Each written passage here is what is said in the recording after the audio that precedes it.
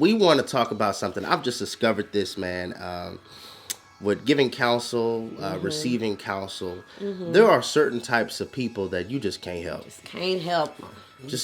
It don't matter how hard you try. Just gotta pray for them. You just can't help them. The first type of person you cannot help is the lazy.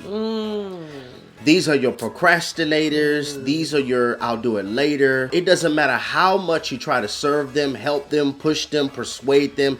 They will not move. They have fallen in love with their comfort zone. Yes. There's always a reason why they can't do it. There's a reason why they can't do this. There's a reason why they can't go there. There's a reason. They always have a reason. They never go anywhere. They never progress. They never move forward. They're just kind of stuck. And they're okay with it. Yeah. They're not discontent. They can't really help with something. You just got to pray for that person. You really do. This is why you have to have discernment, because there's a difference between being patient and just wasting your time. You can't force or make anybody do anything. The next type of person you cannot help is the victim. This person constantly carries himself as a victim. It's always somebody else's fault. Somebody always did them wrong. They never take responsibility. Take responsibility. See, these types of people struggle with rejection. I like to call it the rejection infection.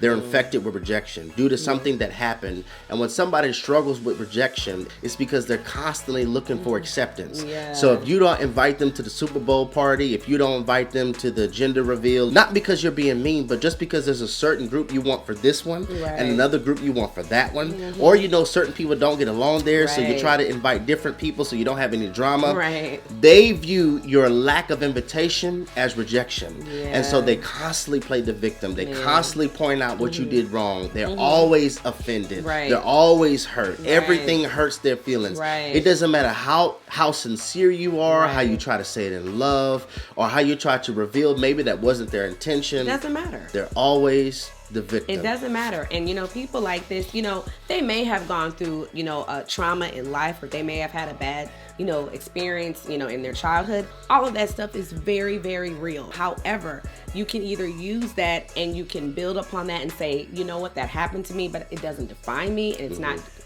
it didn't destroy me, and I'm stronger, for it. I'm the better for it.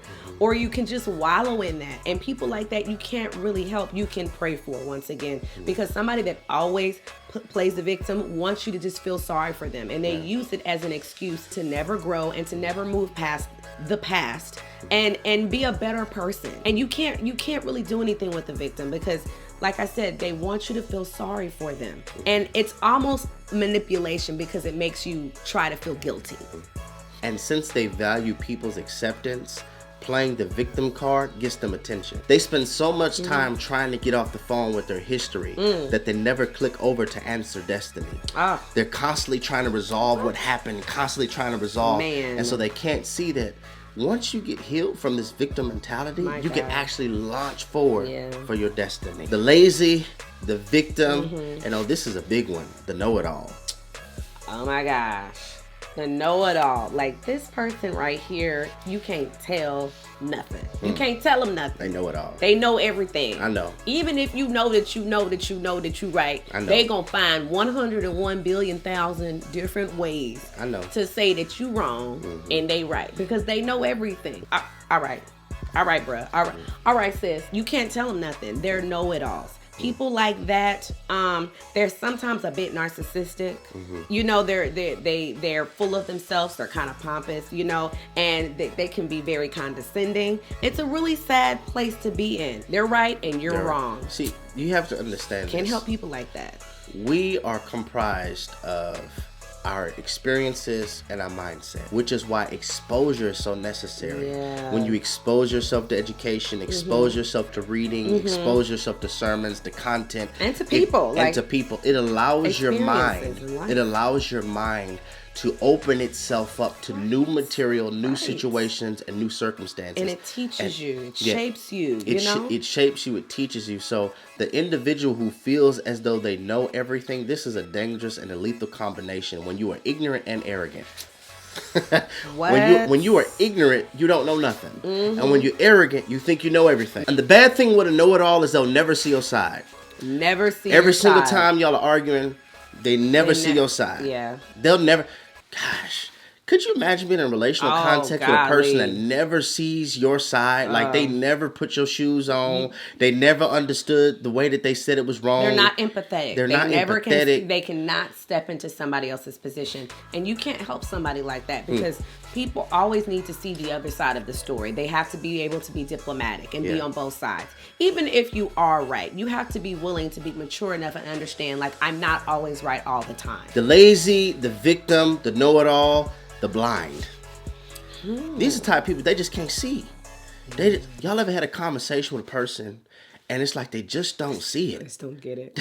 Just don't get it. Like, you keep trying to tell them, like, it's not penetrating. Girl, you mean. Like, I just say how I feel. Right. I just tell them, look, if you like don't. What? Like, what are you talking about? Like what? Like, if you don't understand the difference in gossip and keeping it real, right. Oh, baby, your harvest will. Right. Your harvest will. They just never think that they did anything wrong. They blinded. And you know what's worse is when two blind people are dating or together in a relationship. Not a good combination. Nobody can see nobody. Can't nobody see nothing. Blind leading the blind. She can't see that he ratchet. She can't see that she ratchet. They just can't see themselves. He can't see that he's chauvinistic. She can't see that she got a sharp tongue. He can't see that he got anger issues. He keep on saying it's how you said it. She keep on saying. And I'm telling you, everybody knows somebody like that. Like I done told them.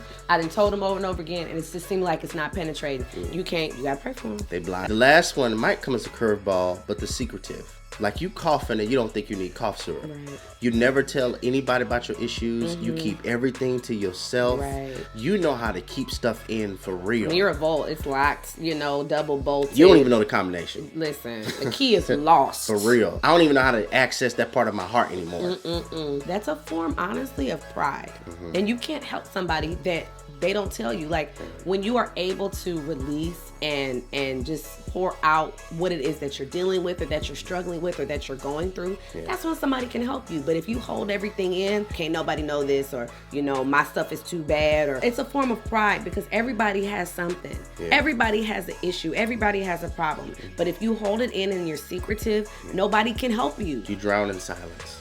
Lifeguards can't help people that they don't see, and lifeguards can't help people that they don't hear. So sometimes people really can't see what you're going through, and we don't hear about your situation because you're not voicing it. So you're suffering in silence, and now you're opening the door up to suicidal thoughts, for depression, for loneliness. And this is just a way for you to really open yourself up to get into a deep, dark state. And the answer is to reach out for help. So we just want you to consider that. A few types of people you can't help: the lazy, the victim, the know-it-all, the blind, and the secretive. And for all these people, honestly, just pray for them. Sometimes when you realize you can't help this person, you really do have to pray for them. Like, wholeheartedly speak the word over their lives. And prayerfully, one day with your prayers, they'll be able to come out of that state so they can be the best person that God wants them to be. Don't frustrate yourself. I'm telling you, from this side of the lens, you're going to frustrate yourself. I know you love them, but they blind, or they lazy, or they think they know it all, they're secretive, you're just gonna frustrate yourself. And sometimes you gotta release them to experience what they need to experience, so that then hopefully by God's grace, they'll reach out for help. Redefined TV, where we're redefining relationships righteously.